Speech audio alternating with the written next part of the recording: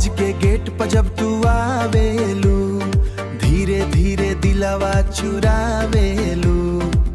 किताब हाथ में चेहरा गुलाब, देख के तोहरा हो जाला खराब दौला।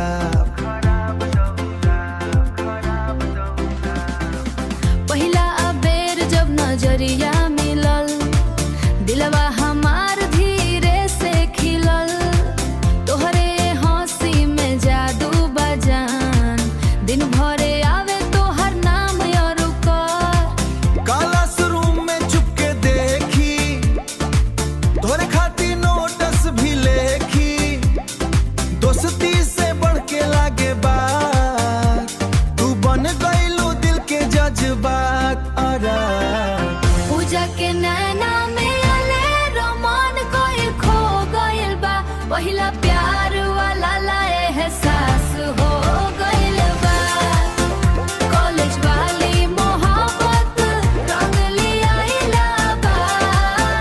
दिलवा अब बस तोहरे पवा गइल बा। ताहिर भइल बा।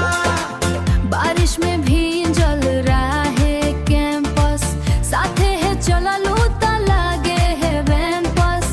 धीरे से हाथवा जब तू छुअलू, सांसों में प्यार के रंग घुललू।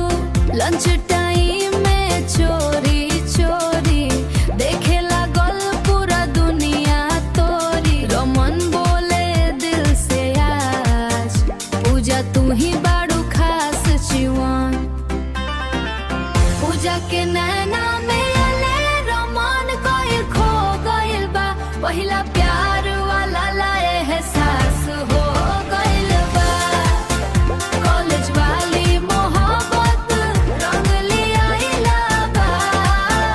दिलवा अब बस तोहरे पवा गइल बा। ताहिर भइल बा। तू हंसी त दुनिया सज जाला, तोहरे बिना मन ना लगेला। पूजा पे मेरा मन पागल बा। ई कॉलेज वाला लव कमाल बा। ई कारण पास